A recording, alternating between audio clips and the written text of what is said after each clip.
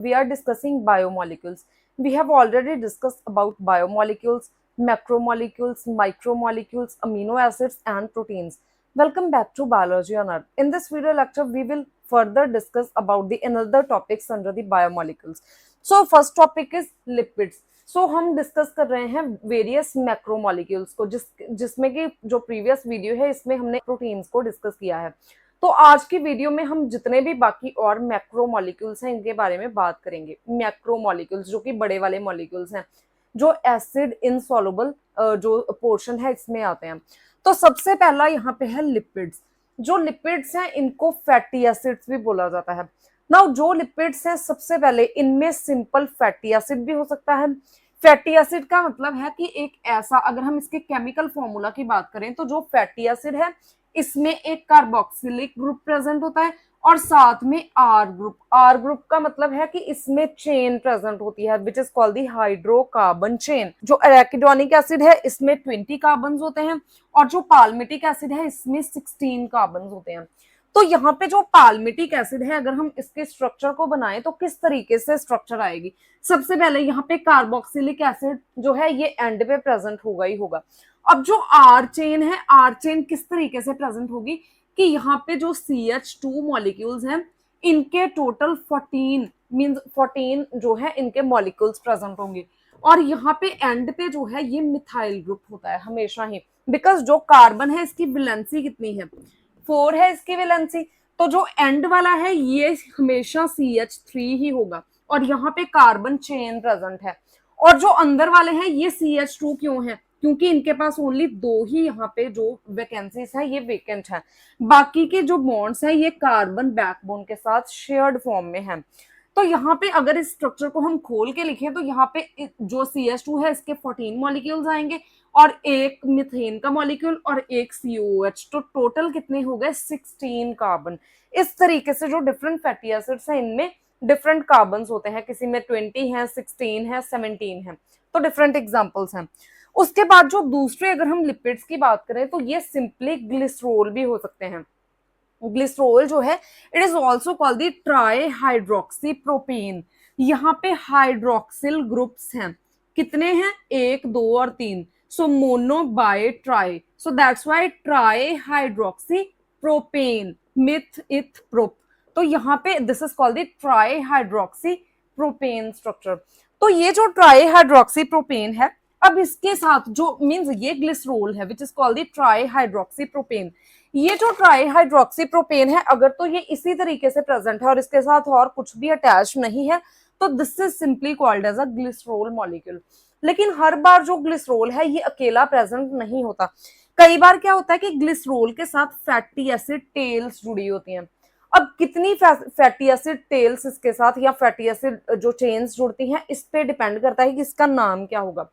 अगर सपोज यहाँ पे जो है इसका जो हाइड्रोक्सिल ग्रुप है इसमें से यहाँ पे ऑक्सीजन जो हाइड्रोजन है ये रिमूव हो जाएगा और ये जहाँ पे जो कार्बोक्सिल ग्रुप है ये इसके साथ बॉन्ड शेयर करेगा और यहाँ पे आर चेन है। आर चेन में कोई भी ग्रुप प्रेजेंट हो सकता है और कितने भी अमाउंट में ये जो मॉलिक्यूल्स हैं ये प्रेजेंट हो सकते हैं। उसके बाद अगर यहाँ पे जो ग्लिसरॉल है इसके साथ single fatty acyl chain present है तो यहाँ पे इसकी esterification, this is called the ester bond, so that's why इसे हम बोलते हैं esterification. So here glycerol is esterified with only one fatty acyl chain, so this is called the monoglyceride. उसके बाद अगर जो फैटी एसिड है इसके साथ 2 अगर फैटी एसाइल चेन्स जुड़ी हैं मींस यहाँ पे जो हाइड्रोक्सिल ग्रुप है इसमें से अगर हाइड्रोजन रिमूव हो जाए मींस वाटर मॉलिक्यूल रिमूव हो रहा है इस रिएक्शन में, यहाँ पे जो कार्बन है इसके पास कितने 2 O और 1 H ग्रुप है, इसमें से OH ग्रुप रिमूव होगा और इसमें से हाइड्रोजन रिमूव हो रहा है। तो मींस जब एस्टर बॉन्ड की फॉर्मेशन होती है तो यहाँ से वाटर मॉलिक्यूल जो है ये रिमूव होता है। तो अब एस्टेरिफिकेशन हो रही है with this second hydrocarbon chain. तो अब जो ग्लिसरॉल है इसके साथ 2 यहाँ पे फैटी एसाइल चेन्स जो हैं ये अटैच्ड हैं। तो 2 फैटी एसाइल चेन्स हैं तो इसे हम बोलते हैं बाइग्लिसराइड। अगर यहाँ पे ग्लिसरॉल जो है इसका जो थर्ड हाइड्रोकार्बन है ये भी बॉन्ड शेयर करे, मींस एस्टर बॉन्ड की फॉर्मेशन करे एक और फैटी एसाइल चेन के साथ, तो this is called the triglyceride. तो इस तरीके से क्लासिफिकेशन होती है मोनो बाय एंड ट्राइग्लिसराइड्स की। उसके बाद जो फैटी एसिड्स हैं ये सैचुरेटेड भी हो सकते हैं और नॉन सैचुरेटेड भी हो सकते हैं। यहाँ पे जो हमने पाल्मिटिक एसिड की एग्जांपल ली है ये एक सैचुरेटेड फैटी एसिड है, मींस इसमें जो कार्बन बैकबोन है ये इसमें सभी बॉन्ड्स जो है ये सिंगल बॉन्ड है।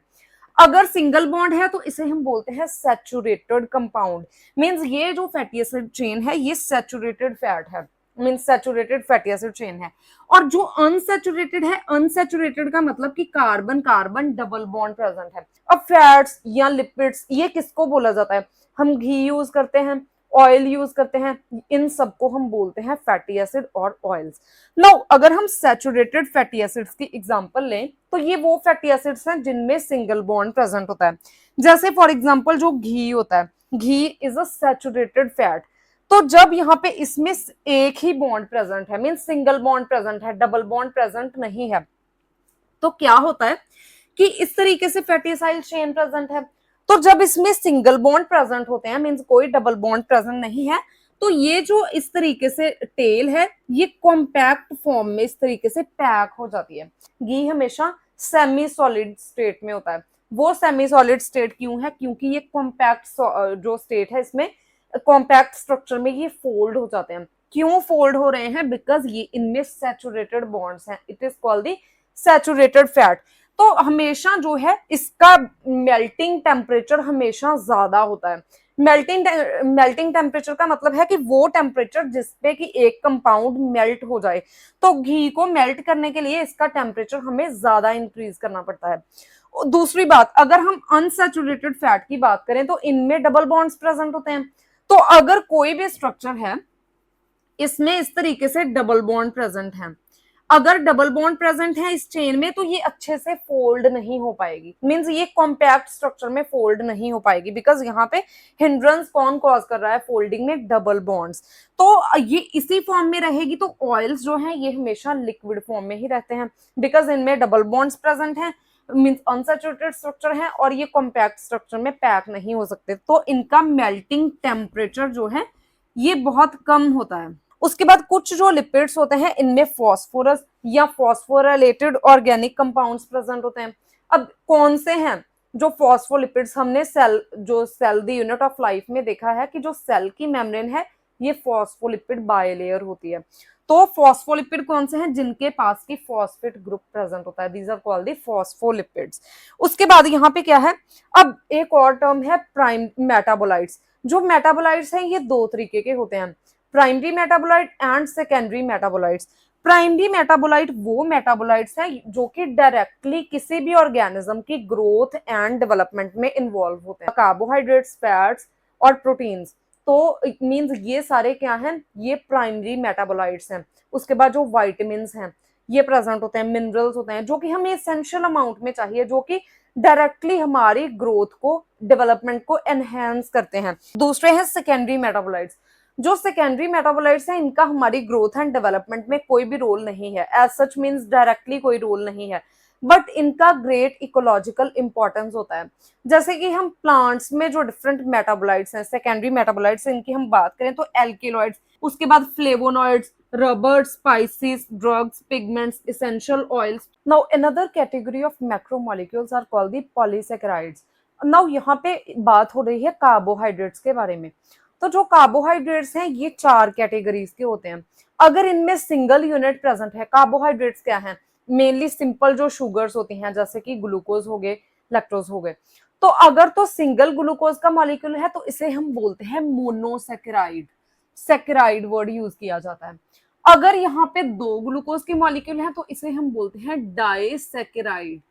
अगर यहाँ पे 2 से लेकर 10 ग्लूकोज के मॉलिक्यूल्स हैं तो this is called the oligosaccharide. और अगर यहाँ पे 100 से लेके अप टू 30,000 इतने ज्यादा ग्लूकोज के मॉलिक्यूल हैं तो ये हाईली जो है ब्रांच्ड स्ट्रक्चर है, and this is called the polysaccharides, and the polysaccharides they are most abundant carbohydrates. now यहाँ पे जो polysaccharide की अगर हम एग्जांपल लें तो सेलुलोज जो कि प्लांट सेल वॉल में प्रेजेंट होता है, उसके बाद स्टार्च, स्टार्च जो है ये एक स्टोर्ड मटेरियल है, स्टोर्ड कार्बोहाइड्रेट्स है। जैसे जो प्लांट्स है ये फोटोसिंथेसिस के साथ फूड प्रिपेयर करते हैं, ग्लूकोज को प्रिपेयर करते हैं, लेकिन जब ग्लूकोज की जरूरत नहीं है तो जो ग्लूकोज है ये इस तरीके से ज्वाइन होकर स्टार्च की फॉर्मेशन करता है और ये स्टोर होता है प्लांट के अंदर। मेनली जो स्टार्च की फॉर्मेशन है ये प्लास्टिड्स के अंदर होती है, जैसे कि क्लोरोप्लास्ट के अंदर। दूसरा है ग्लाइकोजन। जो ग्लाइकोजन है ये एनिमल में जो स्टोर्ड कार्बोहाइड्रेट है, this is called the glycogen. जब हमें ग्लूकोज की या एनर्जी की जरूरत नहीं होती तो ग्लूकोज को जो हमारी बॉडी है ये स्टोर करती है। किसकी फॉर्म में स्टोर करती है?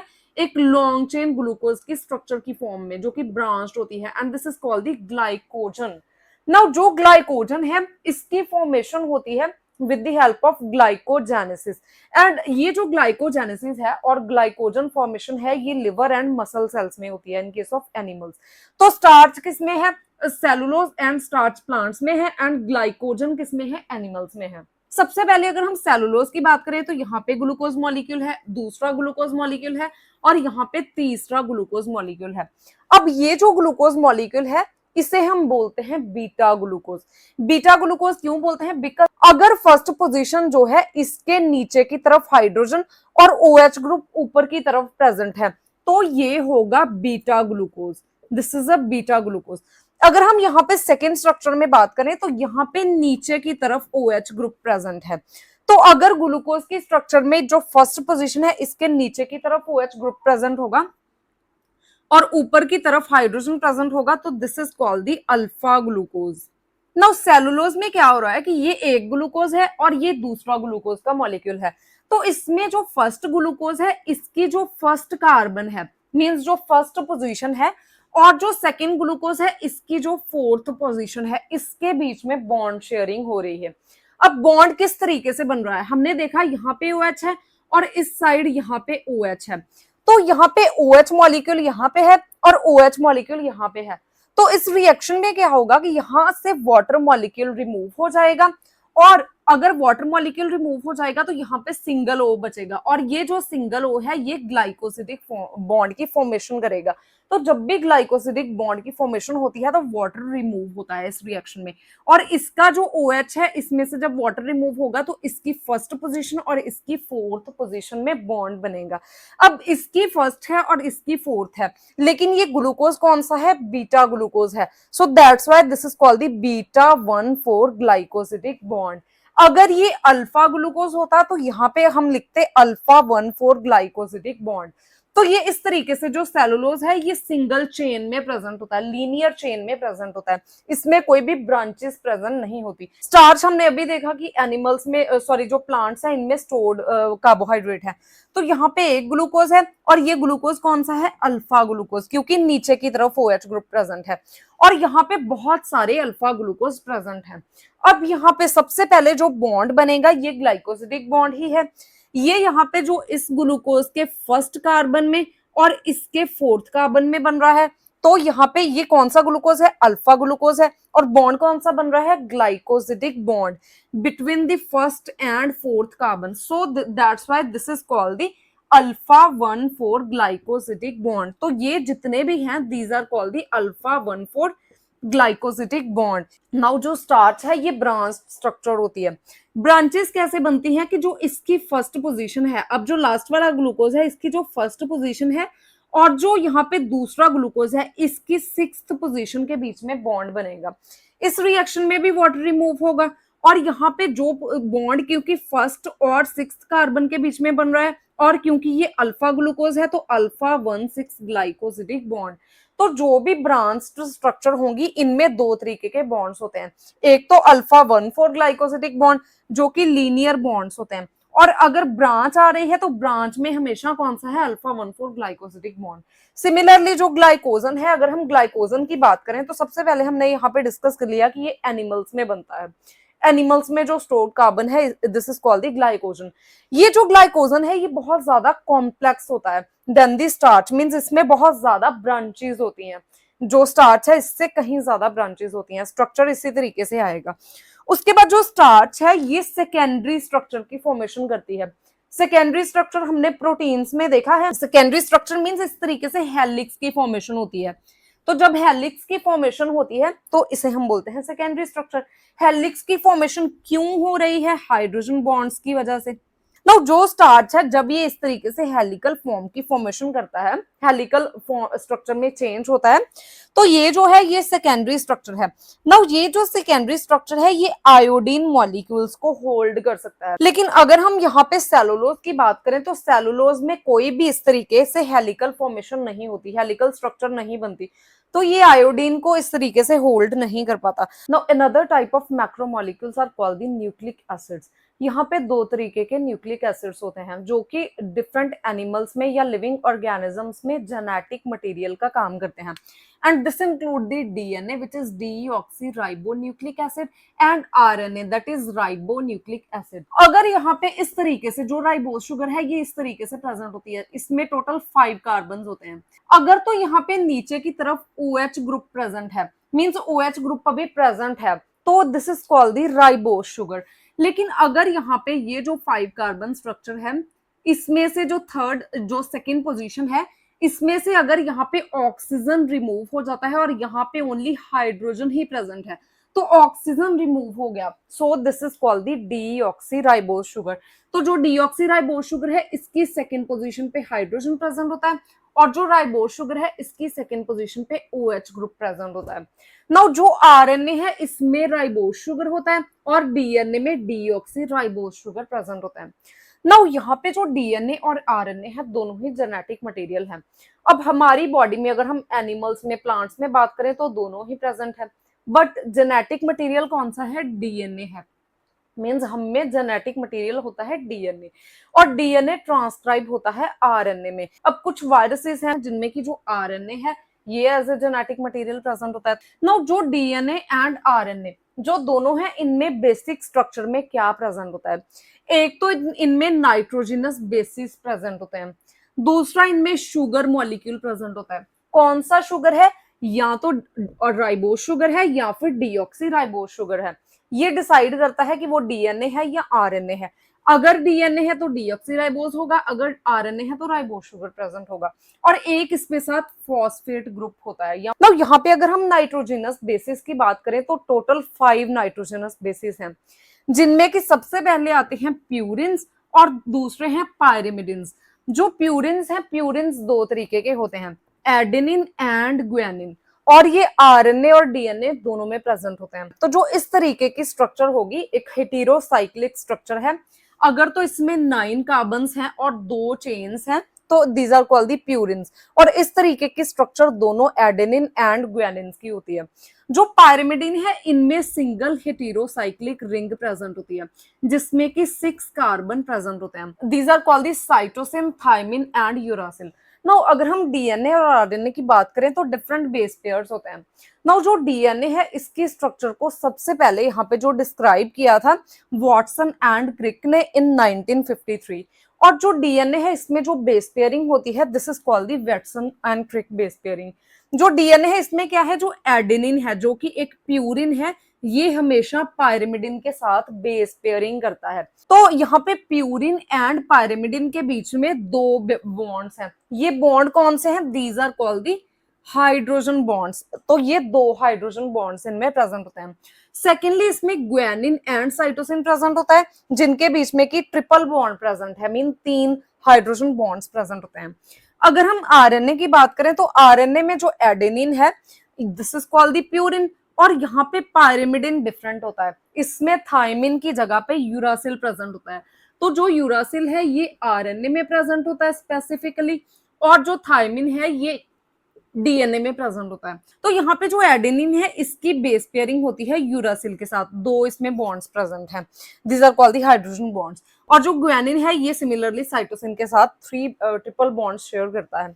हमने देखा कि इसमें डीऑक्सीराइबोज शुगर है और इसमें राइबोज शुगर है। जो डीएनए है ये हेलिक्स की फॉर्म में होता है, और जो मोस्ट स्टेबल डीएनए है दिस इज कॉल्ड द बीडीएनए। ये मोस्ट स्टेबल कंफर्मेशन है डीएनए की, और ये हमेशा राइट हैंडेड हेलिक्स की फॉर्म में होता है। राइट हैंडेड हेलिक्स में क्या होता है कि ये जो हेलिकल टर्न है ये इस तरफ राइट साइड की तरफ मूव कर रही है। जो लेफ्ट हैंड वाला है इसमें डिफरेंट होगा, इसमें जो टर्न है ये इस तरफ मूव करेगी, मींस जो लेफ्ट टर्न है ये ऊपर वाली साइड पे प्रेजेंट होगी। तो बीडीएनए जो है ये हमेशा राइट हेलिक्स, जो राइट हैंडेड हेलिक्स फॉर्म करता है। नाउ इसमें स्ट्रक्चर किस तरीके से की होती है, अगर हम इसकी बैकबोन की बात करें तो यहाँ पे sugar phosphate sugar phosphate sugar phosphate इस तरीके की बैकबोन होती है। और ये जो शुगर है, शुगर के साथ नाइट्रोजनस बेस दोनों साइड पे जुड़े होते हैं। अब यहाँ पे भी शुगर है, शुगर के साथ बेस पेयर अटैच्ड है, यहाँ पे भी शुगर है तो इसके साथ बेस पेयर अटैच्ड है, और बेस पेयरिंग हमने अभी देखी है। नाउ अगर हम इस स्ट्रक्चर को इलेबोरेट करके ड्रॉ करें तो यहाँ पे फॉस्फेट शुगर फॉस्फेट ये तो हो गई डीएनए की बैकबोन। इस साइड भी शुगर फॉस्फेट ये भी हो गई डीएनए की बैकबोन। और सेंटर में क्या है, सेंटर में बेस पेयर्स प्रेजेंट हैं, जो कि हम यहाँ पे देख रहे हैं।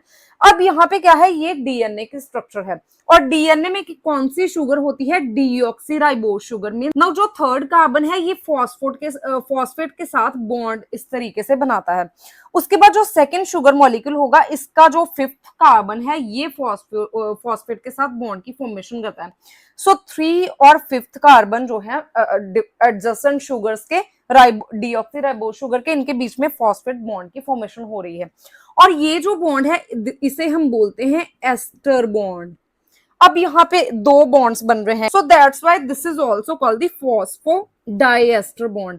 इसे फॉस्फोडाइएस्टर बॉन्ड भी बोला जाता है, बिकॉज हर एक साइड पे दो दो फॉस्फोडाइएस्टर बॉन्ड्स हैं, एक इस साइड और एक इस साइड डाइएस्टर बॉन्ड है, तो दो बॉन्ड्स बन रहे हैं, तो दैट्स व्हाई फॉस्फोडाइएस्टर बॉन्ड। अब यहाँ पे क्या है, उसके बाद जो यहाँ पे डीऑक्सीराइबोस शुगर है, इसका जो फर्स्ट कार्बन है ये यहाँ पे जो नाइट्रोजनस बेस थायमिन है या कोई भी होगा, इसके साथ बेस पेयर, इसके साथ बॉन्ड फॉर्मेशन करेगा। और हमें पता है कि जो डिफरेंट बेस पेयर्स हैं इनके बीच में हाइड्रोजन बॉन्डिंग होती है। सिमिलरली ये दूसरा डीऑक्सीराइबोस शुगर है जो कि दूसरे हेलिक्स में, जो एक इस साइड की हम बात कर रहे हैं, दूसरी इस साइड, तो दूसरे साइड वाला जो हेलिक्स है इसमें यहाँ पे इस तरीके से ये प्रेजेंट होगा। तो ये जो शुगर है इसका जो फर्स्ट पोजीशन पे कार्बन है ये एडेनिन के साथ बेस पेयरिंग कर रहा है। तो इस तरीके से जो डीएनए है इसकी स्ट्रक्चर बनती है। तो दो टर्म्स आती हैं, एक तो हमने यहाँ पे देखा कि न्यूक्लियोटाइड्स का मतलब है कि जब nitrogenous base sugar and phosphate तीनों ही प्रेजेंट हो तो इसे हम बोलते हैं न्यूक्लियोटाइड। लेकिन अगर यहाँ पे नाइट्रोजनस बेस और शुगर ये दोनों ही प्रेजेंट हैं, अगर इतनी ही स्ट्रक्चर है, तो इसे हम बोलेंगे न्यूक्लियोसाइड। नाउ यहाँ पे जो डीएनए की स्ट्रक्चर है, डीएनए का एक हेलिकल टर्न क्या होता है, जब यहाँ पे जो हेलिकल टर्न है ये इस साइड से जा रहा है और यहाँ पे राइट हैंडेड स्ट्रक्चर है, मींस इस साइड टर्न आ रही है, राइट हैंड साइड। तो जब इस तरीके से एक टर्न यहां से लेके यहां तक एक हेलिकल टर्न बनती है, और इसे हम हेलिक्स पिच भी बोलते हैं।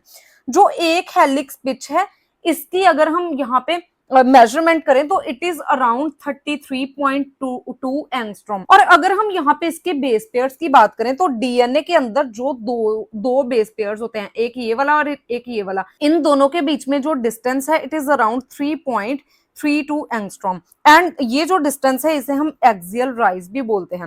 नाउ अगर हम एक हेलिकल टर्न की बात करें तो इसमें टोटल 10 बेस पेयर्स प्रेजेंट होते हैं ऑन एन एवरेज। तो ये इस तरीके से डीएनए की स्ट्रक्चर होती है।